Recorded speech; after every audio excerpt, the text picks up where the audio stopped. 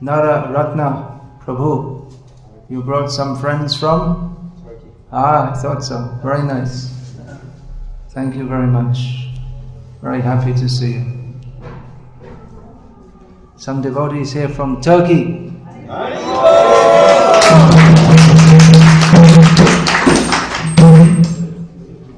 Always happy to see Chaitanya Mahaprabhu's family expanding in different parts of the world. So, some questions? Is there another mic? Only one mic? Okay, so stand up and say it as loudly as you can. Please. If you come closer, then it'll come in this also. Come here. No, you stand up so they get. He's very shy. In the second canto of Srimad Bhagavatam. You see the devotees at the back? You have to speak to them. Don't speak to me. In the second canto of Srimad Bhagavatam, Srila Prabhupada said, we should not even try to hear about the pastimes of Krishna in Goloka.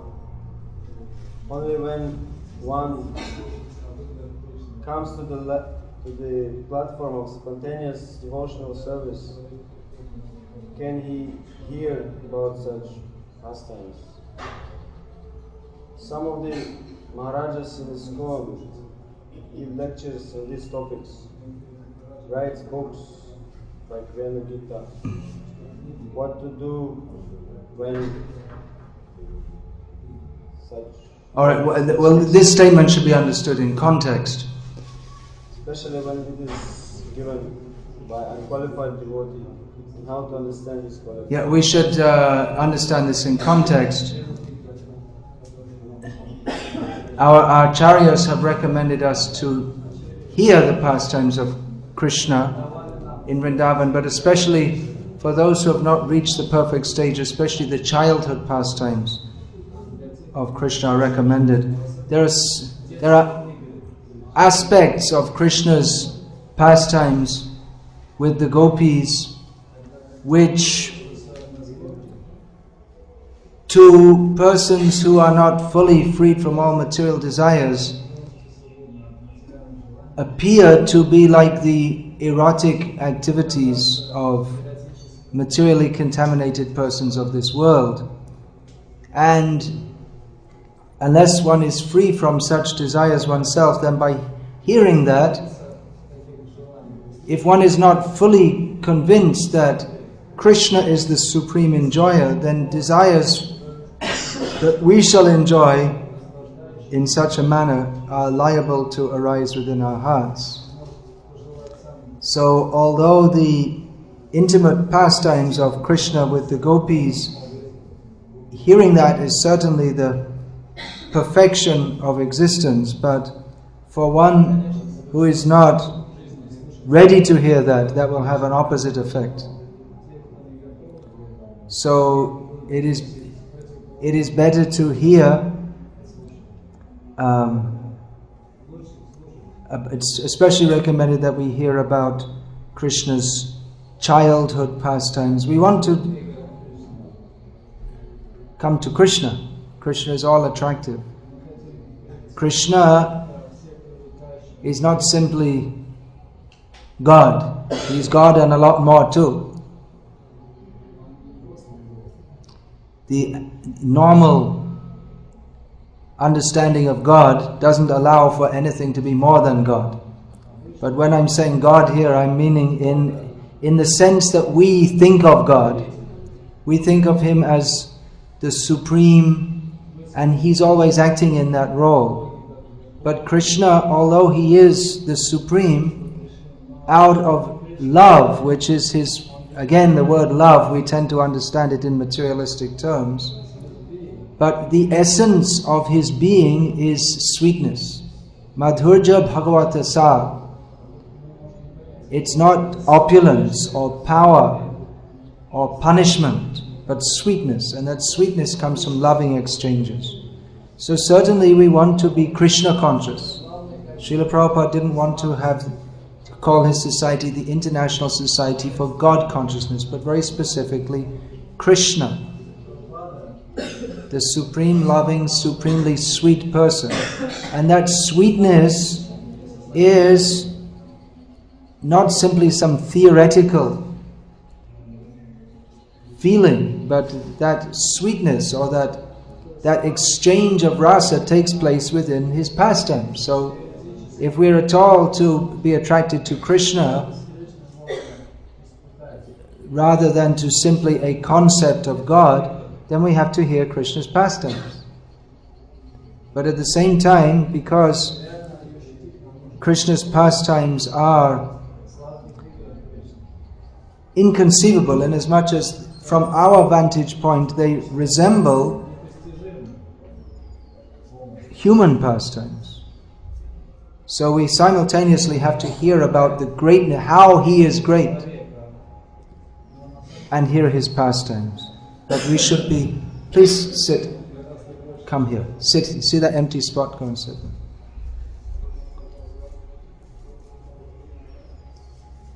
So, hearing about Krishna's pastimes, but in a guarded manner, so that we don't become victimized by our own bad propensities. Another consideration is that we have to earn the qualification to, as Madhura Brinda Bipina Madhuri Prabesha Chaturisha, to enter into the sweet pastimes of the sweet groves of Vrindavan is the topmost level of all perfection. But there's some consideration of qualification also. These are the pastimes of the Supreme Person, his private life, you can say. So it's just like the president of the country. Not everyone has, very few people have the right to directly approach him anyway. But to enter into his intimate life, his family life, only very few, very close family friends can do that. Even the Prime Minister doesn't have the right to do that. In India there's Prime Minister and President. So the Prime Minister doesn't have the right to relate to the President in the same way that the President's wife does. Even though the Prime Minister is much more powerful and important person in the worldly sense than the President's wife, to the President, his wife is much more important to him than the Prime Minister. So from the general point of view, we see the Prime Minister as very important. But from the President, who's the topmost person in the state, his wife is more important. So this is, Krishna consciousness means to approach God on his terms. But we have to become qualified to do that. There's a question of eligibility also. So, what to do? So many different books. Well, as far as I can see, they're talking about the books of Shivaram Maharaj, who's written extensively about Krishna Lila. He has written in a manner bearing these points in mind. That he is written in a manner that he doesn't describe the very extremely intimate parts. At the same time, there may be a tendency for devotees beyond their level of qualification to discuss pastimes rather than tattva. There are two considerations: tattva, or philosophical or philosophy, and rasa, or the exchange, or the rasa means that wonderful expression which comes from exchanges with Krishna. So everything is meant for leading to rasa. Everything is meant for rasa. But at the same time, unless we are properly situated in tattva gyan, knowledge of philosophy, again the philosophy, it's not a good word. Tattva-gyan is a better word, but we have to use English words because we're speaking in English. So, using the word philosophy, understanding its limitations. Even the term Tattva-gyan, that's a very good term, but then that's again misunderstood and misinterpreted by different schools. So we should understand Bhagavat Tattva Vijnanam, scientific knowledge of the personality of Godhead, through the Vaishnav Parampara. So without understanding that, then if we discuss so much about Leela, there'll be rasa will be produced. But unless we're situated on the platform of utter surrender to Krishna, then we will, hearing the descriptions of Krishna, we will tend to consider Krishna as an object of our enjoyment. And thus the rasa that will be produced in us will be one of mundane rasa. So this has been discussed extensively by Srila Bhaktisiddhanta Saraswati Thakur in his composition Prakrita Rasa Shata Dushini. So you can study that. That actually this should be discussed in great detail. He's given in sutra form. Rati age shraddha pache rupa noga bolena, for instance, one of the many sutras that he's given therein is that to say we shall have attachment to Krishna and then we'll think about faith in Krishna later. Those who are followers of Rupa Goswami, they don't say that. Rupa Goswami says ado shraddha. First of all, there should be faith. Not that we jump in at an intermediate level, jumping over the intermediate stages. It doesn't work like that. Rupanugas, followers of Rupa Goswami, don't say that. We have to follow the process given by Rupa Goswami. So it's a big topic. And again, as we're going through many questions and answers, many of which could be discussed at great length, we're just touching them briefly. So yes, we should hear about the pastimes of Krishna, but we should also hear about Krishna's pastimes in relationship with the material world. We should study Bhagavad Gita, we should hear about Krishna's greatness. We should understand all these points. Siddhanta Baliya Chitte Nakara Alash Yaha Hoite Krishna Lage Surida Manosh. Who knows the translation of this important verse from Sri Chaitanya Charitamrita? Please say it loudly so everyone can hear. That by discussion... Don't say to me, say to those standing at the back. By discussion about Krishna, philosophy and intelligence is straightened. Strengthened.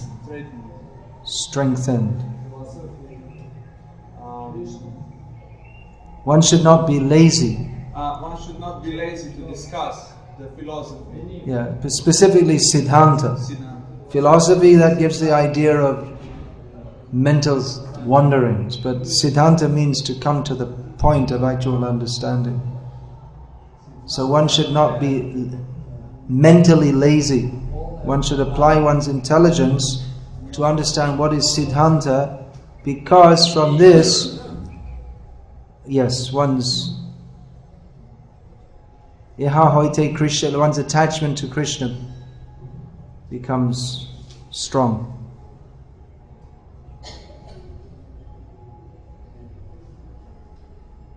Then, another question? Please stand up and say it. So from this same question, there is a question: how to understand his qualifications? Such speaking. You want me to say it? Alright, I'll say it. How to understand the qualifications of a speaker.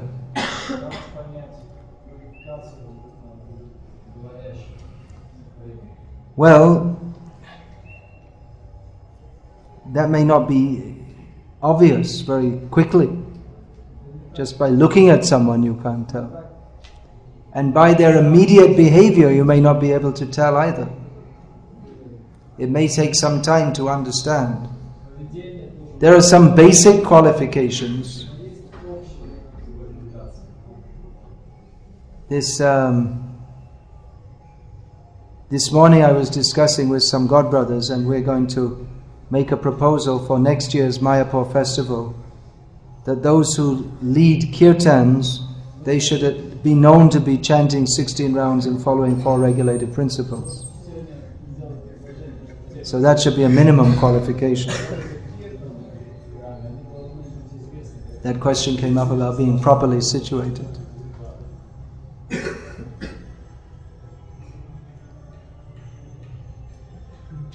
There's some other proposals also about the Mayapur festival we're going to bring up.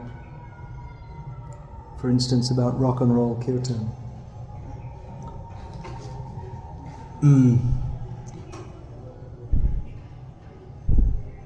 That may be difficult to tell. If there are there may be if there are signs of gross material attachment, that is easily identifiable. If one is not following regulated principles, or even if one is attached to petty materialistic activities like watching silly things on TV, which means pretty much everything that comes on TV.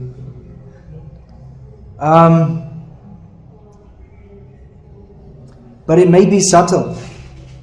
Someone may appear to be a great devotee, but may not be. And it may take an advanced devotee to know the difference. There are examples given in Chaitanya Mahaprabhu's Leela. There was one apparent devotee of Lord Ram who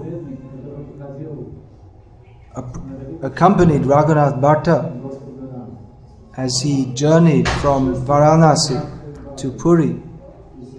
And he was all the time chanting the name of Ram.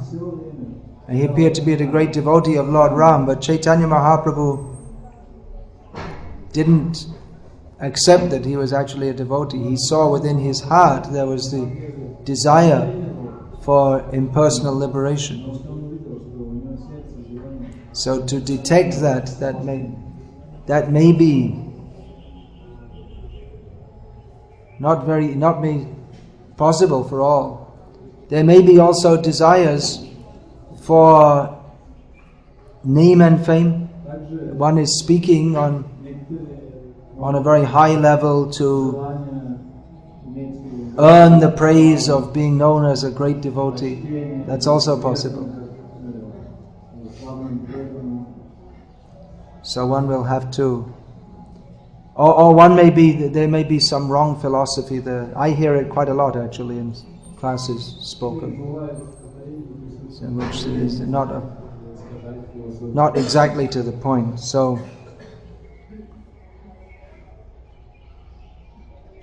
these things in many ways, although we do have Siddhanta Balyana Chittena Karhalosh, we have not to be lazy in understanding Siddhanta.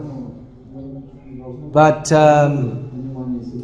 we shall have to pray to Krishna to guide us also towards that which is for our best interest. We're not always able to perceive what is for our best interest.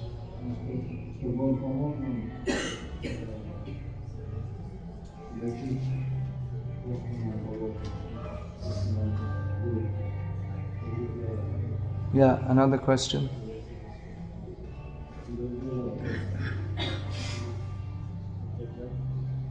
Oh yeah, okay.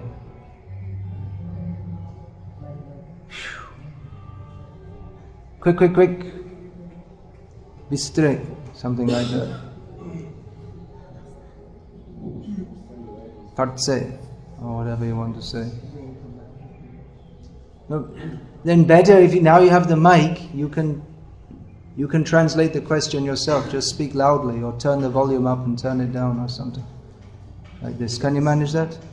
No? It's only a short range mic. Difficult to translate.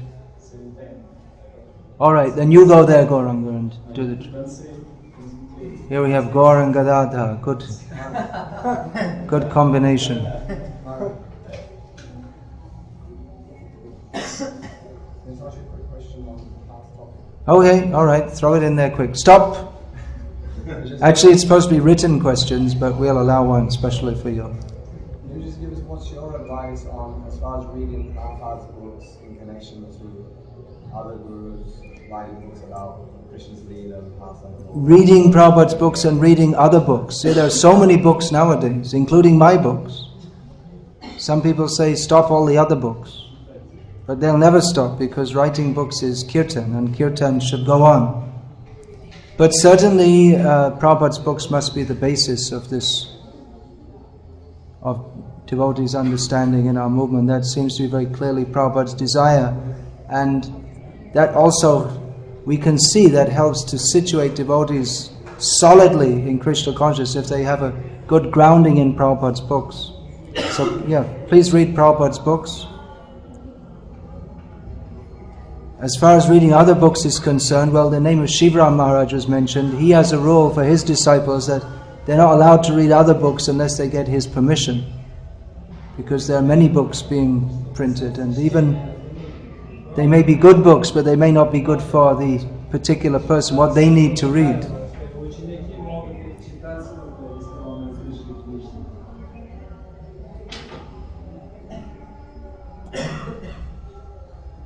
As far as Krishna Leela is concerned, you can read Krishna book, have a good grounding in that.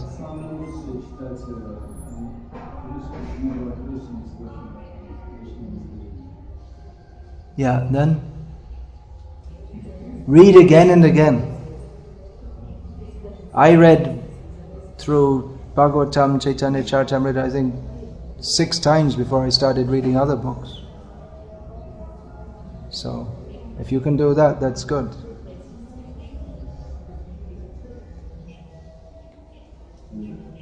And I didn't stop reading Prabhupada's books when I started reading other books also. It takes time. We have to make the time to read. It's very important.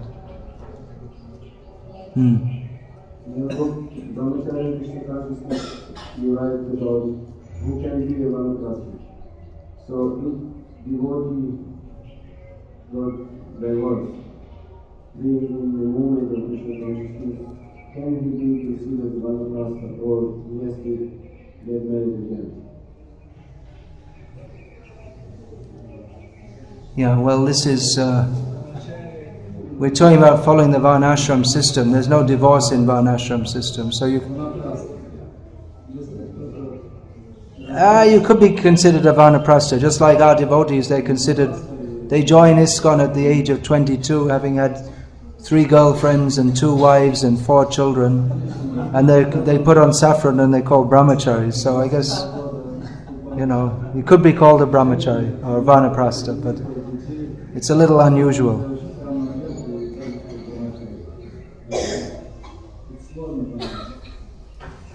Just for the sake of calling something, we can say or you can adopt that mood. If one is actually in that mood of now I'm preparing for renunciation and going back to Godhead.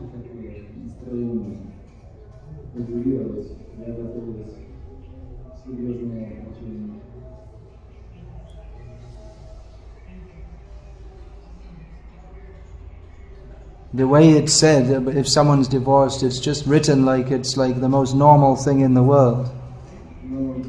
Something like, this morning I had 5 chapatis, 2 samosas and a divorce. It's like, like it's such a normal thing.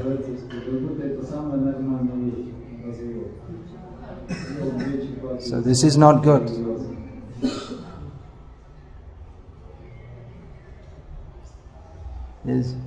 There's no divorce in Varnashram.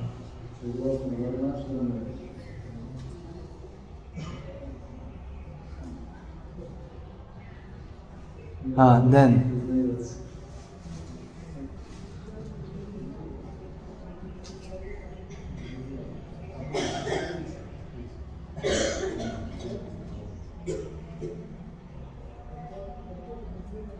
Yeah, next question.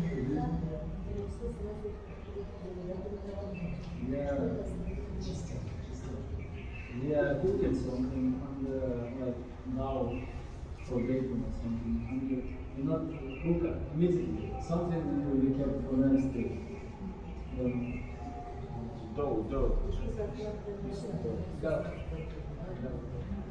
Oh, I see, yeah. No, it's better to make fresh every day. Even hygienically, it's better to make fresh every day.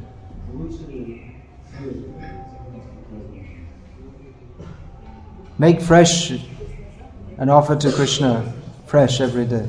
Better.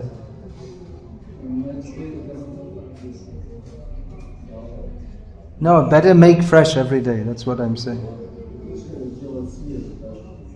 Even, like I'm saying, even hygienically it's better to do so.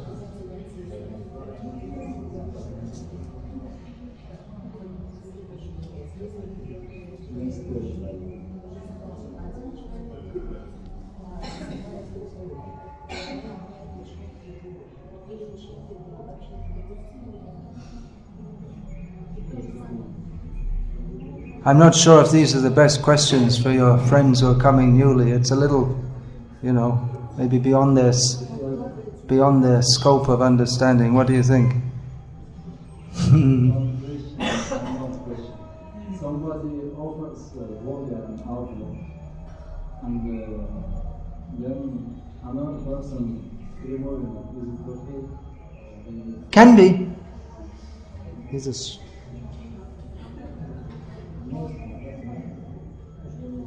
It's not usually done, but can be. Yeah, alright, next question.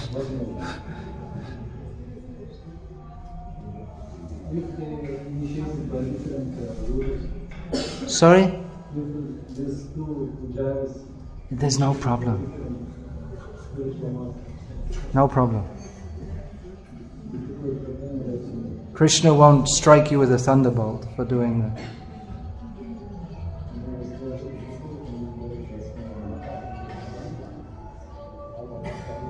Krishna doesn't like one more than another.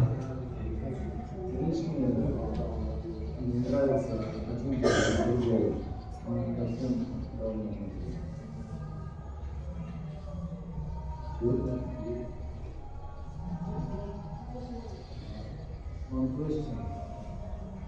If a devotee in Krishna consciousness can have two wives,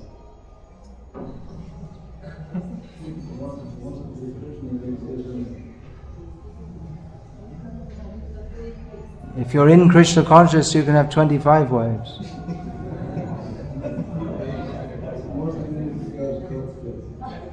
Probably it's not allowed in most countries though, by law.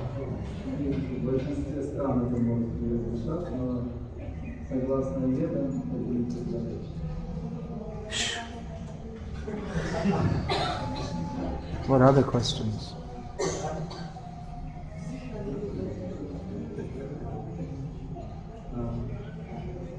Another question. There are prayers to the Lord for Brahma Bhakti. Sorry? Prayers. Prayers? Prayers. Prayers to the Lord for achieving Brahma Bhakti. And another prayer for obtaining Swarupa. Is it the same or different terms? Which prayers are you referring to exactly? One is for Brahma Bhakti and another for achieving. Which prayers are being referred to?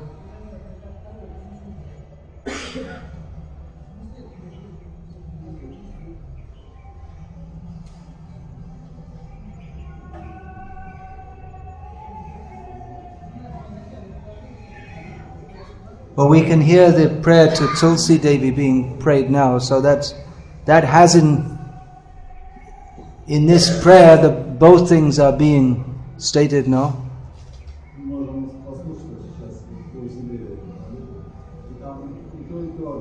One will achieve a form in Vrindavan by which he'll be.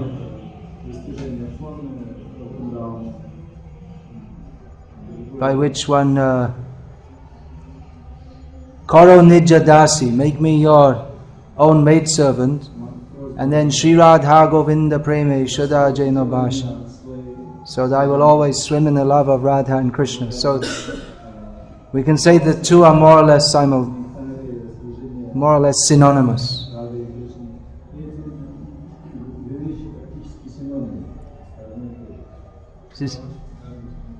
In the preliminary prayer in the morning, devotees order them to say Vishnu Bhakti. Should it be Vishnu Bhakti or Krishna Bhakti? It's one of those frequently asked questions. Philosophically, it could be understood either way, and probably more so Krishna Bhakti. But as the exact Shastric reference says Vishnu Bhakti, we should say Vishnu Bhakti. What happened is, when the first ISKCON songbook was made, the compiler of that decided to change it from Vishnu Bhakti to Krishna Bhakti, and confusion has been there ever since.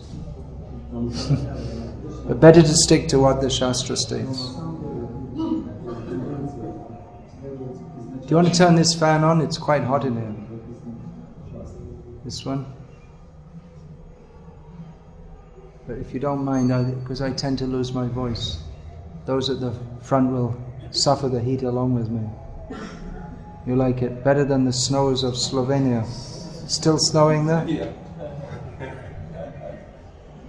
Once I left India in May, and who's been in India in May? Non-Indians? Of course the Indians have been there. It's hot, right? Very hot. 45 degrees. I arrived in Moscow and it was snowing. Just see. Keshav, Tua Jagat Vichitra. Bhaktivinoda Thakur says, "Oh Keshav, your world is Vichitra, very strange." Yeah, we're going through the Russian questions, so let's suffer them first and then we'll get back to non-Russian questions. Yeah.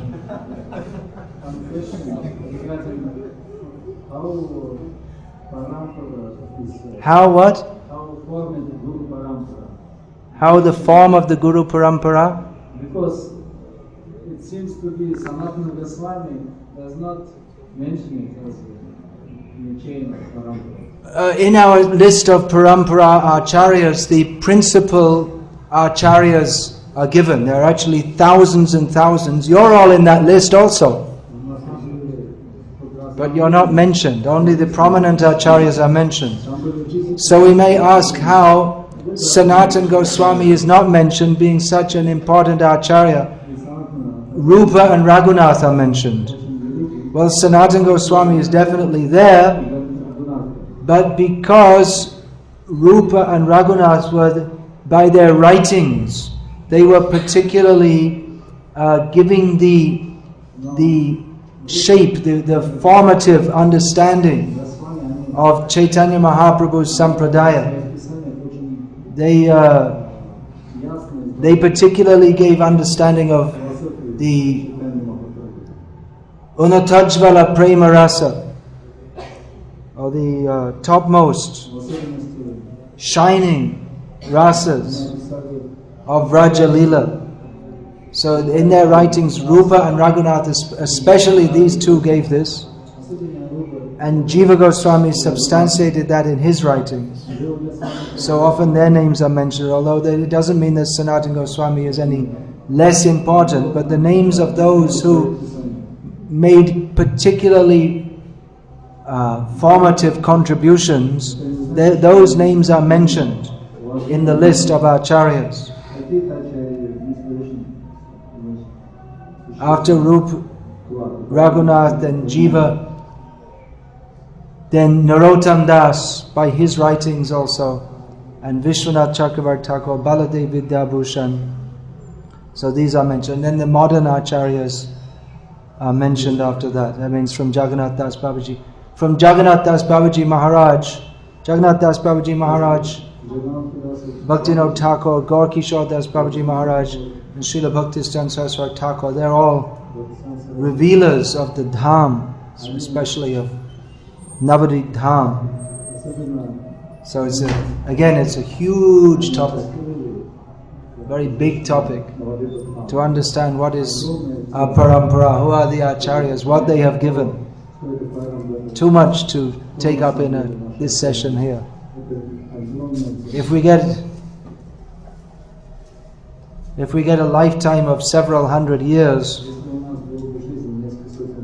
and the intelligence of Lord Brahma, then we might be able to explain the significance of one grain of dust at the lotus feet of our acharyas.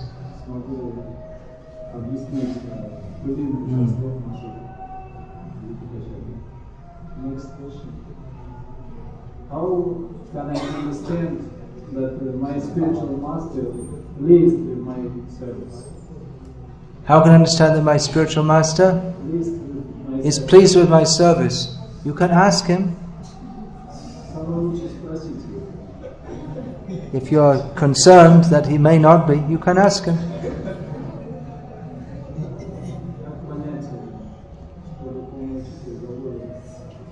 Or another alternative is you can act so sincerely that he'll be pleased at least with the effort.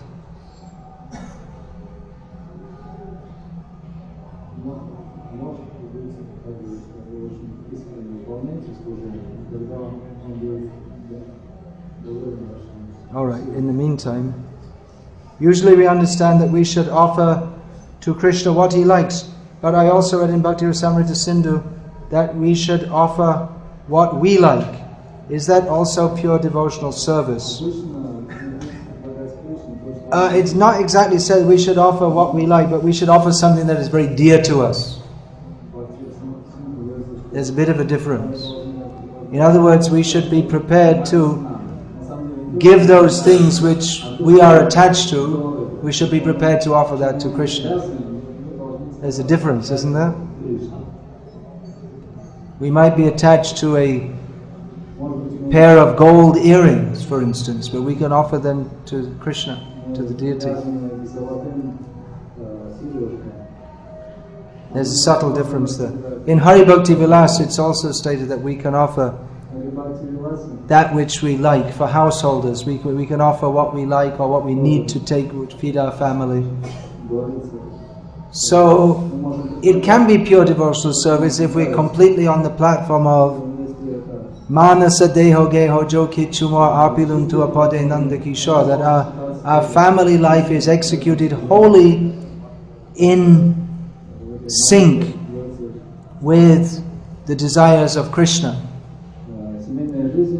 That provision is also there for less advanced devotees who are attached to various forms of sense gratification. So instead of taking something which is not offered to Krishna, at least it's more like karma yoga. Yat karoshi yadashnashi yajjahosi dadasi yat tapasyasi kaunteya tat karushva madarpana. Instead of offering to Krishna what he likes, we may offer to him what we like and say, Krishna, please accept this and I'll enjoy it afterwards, which isn't really the proper level, but it's better than trying to be a totally independent enjoyer. And thus we get pizza prasadam, which Mother Yashoda, at least we don't find any instances of Mother Yashoda offering pizza to Krishna. Alright, what's the next question?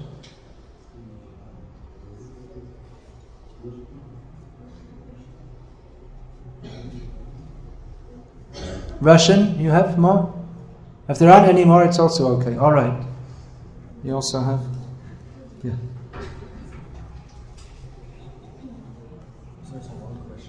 Initiated or uninitiated devotees, how can we know that we are progressing in or our service is being accepted? This question came up yesterday actually. Is there a difference between initiated and uninitiated? What is the significance of initiation? It's a big topic. Again, it can be said that, well, I can say the same thing, maybe from a slightly different angle, that Dikka Kale Bhakta Karayata Shamarpan. Initiation means the surrendering. So you may say, well, we surrender without the initiation ceremony, but that's a formal declaration of one's surrender. How can we know if our service is being accepted? Well, the method is of offering devotional service at all levels, except that of Radharani and Balaram. At all levels is to offer through other devotees. So that's why it's important to be initiated. That's one of the reasons. So I have questions sent to me by email also, so we can get through. Yeah, please. Yes. On the question of devotees are uninitiated. Yeah. How can they come to the spiritual master and say, are you happy with my service? Yeah, well, I was explaining this yesterday actually, that initial coming to devotional service, in the initial stages, we're just preparing for entry into devotional service. So that will also be in relation to devotees, isn't it? Devotional service means we have to associate with devotees. Devotional service is given. Devotion is given by devotees. Bhaktistu bhagavat bhakta sangena parijayate. So, in the initial stages, we're connected with devotees, and that connection becomes strong or fixed when we make the commitment that comes with initiation. Is that all right? You look a little confused there. In that period of time before they take initiation, can Yeah. they understand they're making progress? Can they see that Well, in that stage, we don't really understand that much, do we? It's the beginning stage, but certainly progress is there. The mercy of Krishna is coming in.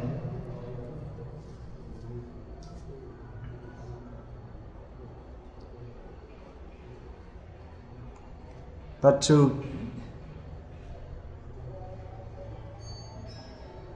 get fully on the road, it's like you may be approaching the highway, but you have to get on the highway to go to the destination. So if you're approaching the highway, you're going in the right direction, but still you have to get on the highway to go to the destination. So here are some questions. Is Ayurveda considered karmakanda since it deals with maintaining the material body? Well, in the Vedic literature there's karmakanda, which comprises much of the body of the Vedas, which is meant for promotion to heavenly planets and enjoying comfortable life. And there's jnana kanda, which is generally meant for impersonal liberation. And there's bhakti. So the Ayurveda deals with the body. So is it karmakanda? Well, the body is also used for bhakti. Actually, Ayurveda it comes under Upaveda. It's not in the directly in the Vedic literature itself. So it's not really karmakanda, jnanakanda, or bhakti, but rather it's an aid which can be used. Now, in the actual Ayurveda is not extant at the present time, but there are Samhitas, which are especially Charak Samhita is that which deals with the essence of the Ayurveda according to Charak. So often you'll find written that in the Ayurvedic texts, as we have them today, that this will help to make the body strong and one can enjoy life like this. So it appears to be aimed at material enjoyment, but it can also be used by devotees to help keep the body healthy so they can serve Krishna.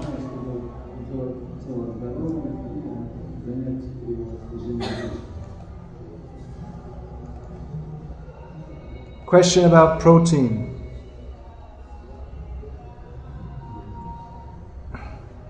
Urud dal. quoting from Madhya Lila purport about foods prohibited in Kartik.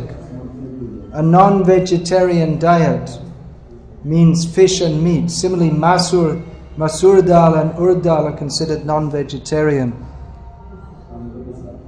Well, actually the word here, non-vegetarian, the original term is Amish, which is not exactly that, but there's no real translation for that.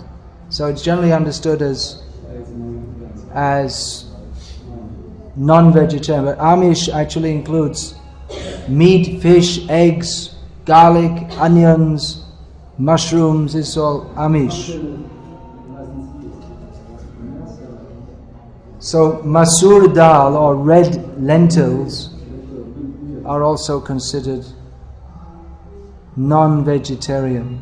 Prabhupada says because they have a very high protein content. I don't know how this thing about urd dal came in about being non-vegetarian. Maybe we should check the recordings, because many times when Prabhupada said something they misunderstood, and it came out just like it said in the Bhagavad Gita purport in the unrevised edition that there is a planet of trees which should be the planet of pit trees. But certainly Prabhupada himself regularly took preparations made with urd dal. So to say they're banned seems very strange.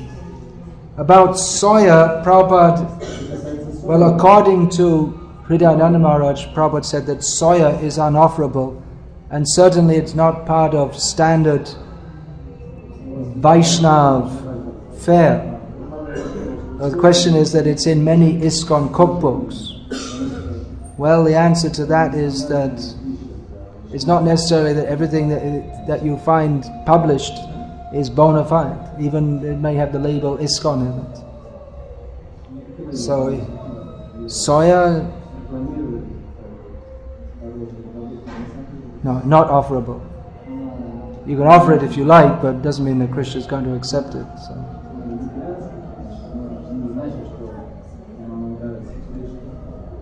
Sometimes they offer this imitation meat.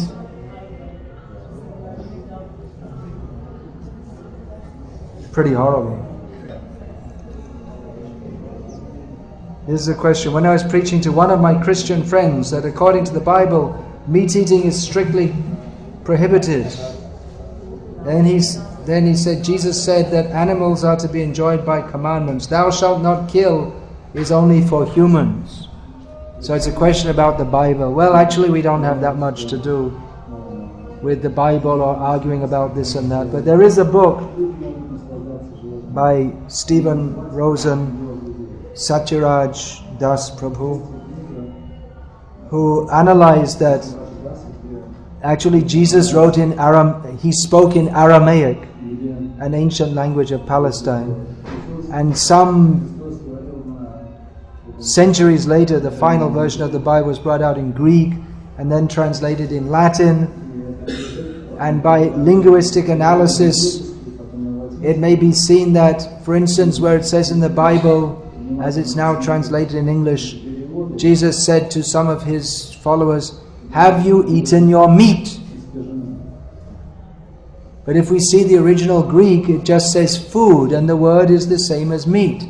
Just like in Indian languages, just like in Bengali, if you want to say, "Have you taken your meal?" you'll say, "Apni ki bhat khechen?" Have you eaten rice? Because eating is synonymous with eating rice. They eat rice at it means, have you taken your meal? It means, have you eaten rice? Same in Telugu. Annamu, something like that. Means food. Tamil? Idli. No, samba is not the staple food. That's a side dish. Huh? In Gujarati, they say like... In Gujarati, have you eaten ladus? Anyway, the idea is that in Greek, when they wrote food, Jesus, he was saying, have you eaten your food? And that was written in Greek, have you eaten your food? But the word for food in Greek is the same as meat. Just like in Indian languages, the word for food is anna, which means food or rice. So in Greek, at least in biblical Greek, food and meat were synonymous. So you see how it came like this? Scholars, as much as we can believe what they say that Jesus, his parents were a member of the Essene cult, which was prominent in Palestine at that time. Essenes believed in reincarnation and they were vegetarians and teetotalers. So it appears that Jesus was also. So there's the story of him converting water into wine, but then again, if we see by linguistic analysis, it's grape juice, and so it may be like this.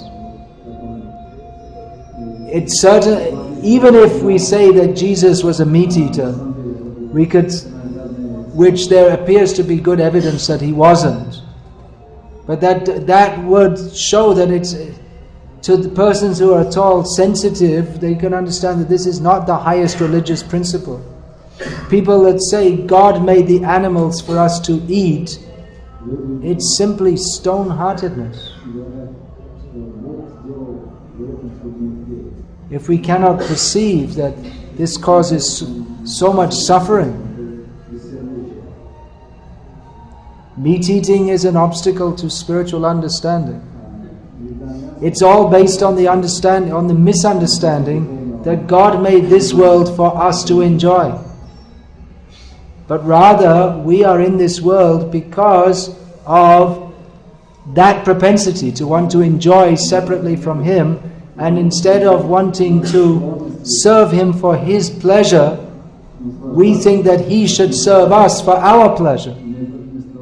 So that is one level of theism, very, very basic, but that's not advanced theism. Just like the child thinks that the parents are meant to serve me, but then when he becomes more developed in consciousness, he thinks I should serve my parents. That's a simple example. So, in the primary stage of theism, we may think that God is meant to fulfill my desires, but then when we become more advanced, we understand that even though He has no personal greed or but He has desire to exchange loving exchanges with us. So on this basis we can serve Him. He has nothing to get from us, but He wants our loving service.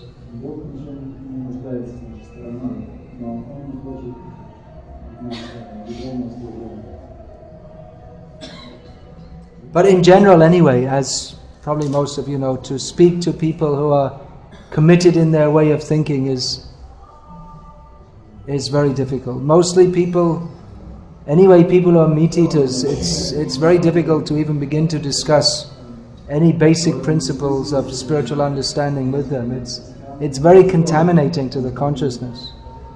And people who think that God made the animals so that we can kill them and eat them, people are there of such perverted consciousness. How are you going to discuss reasonably with them? We can't expect to have any reasonable discussion with them.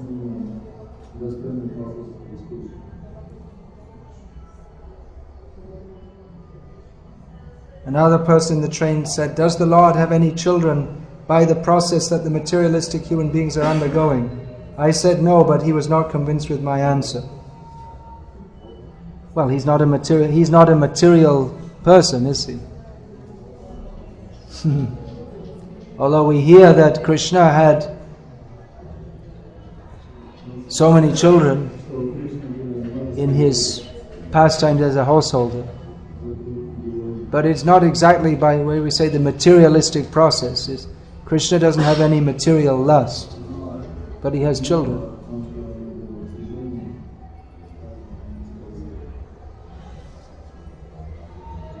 one thing, people are asking about God, but they just use this term God, but they have no idea what it means. So even people may say that, well, I don't believe in God. And we ask them, well, which God don't you believe in? I probably don't believe in that God either. But then if you have to define God, even to define Him, then you have to express some level of understanding of who He is. So even to say I disbelieve in God, you have to have first there has to be some prima facie of belief in Him that you can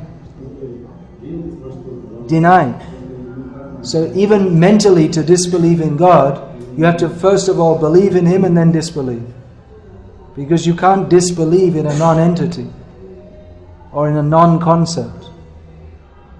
So someone who says, I believe in God, actually what they're saying is that I accept that there is such a concept, but I disbelieve that concept. But then you can say, how can there be a concept without anything behind it? How many of you believe in antographs? Anyone? No one? Why not? We never heard what an antograph is. Does anyone know what an antograph is? No. Well, nor do I, because I just made the word up. So, you can't believe in a non-entity. Non-entity is used in modern English to mean an insignificant person. But it literally means something that doesn't exist. I'm not just making this up, by the way. This is all discussed by Jiva Goswami and other philosophers. Jiva Goswami discusses about the concept of not believing in a rabbit with horns. Does it have any meaning to not believe in that? Because a rabbit there's no rabbit with horns.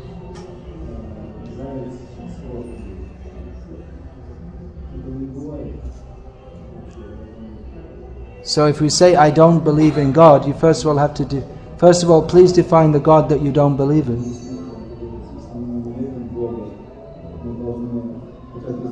Alright, well if that's all the questions for today, then we'll finish here. You're supposed to write them down. We'll make an exception. See. Oh. He becomes invisible when he's fighting, when there's the fight between Lord Nrsimhadev.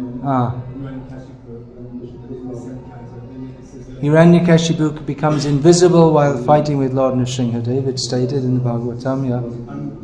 So my question is, why does that happen? Why doesn't that happen with other demons when Krishna is fighting with other demons? Why doesn't that happen with other demons when Krishna is fighting with them? I don't know. I don't know what's going on in the mind of every demon at every second while they're fighting. They can choose different tricks. They take different forms.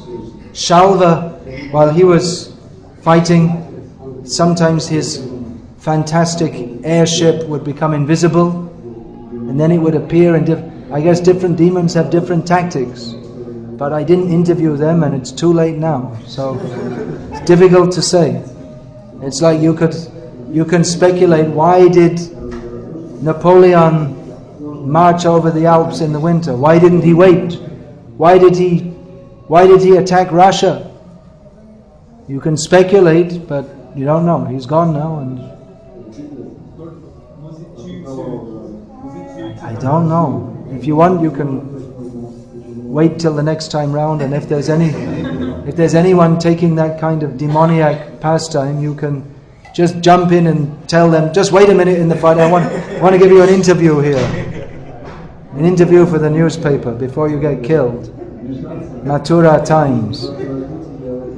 Well, Putana, we'd just like to ask you, what is your motive in coming here? Well, actually...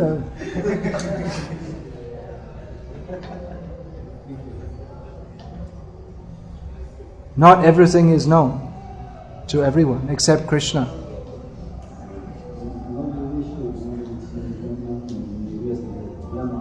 What kind of earrings was Putana wearing when she came in? You don't know? Alright, I don't know either.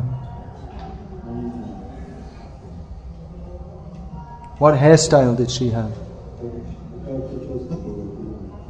What color sari was she wearing?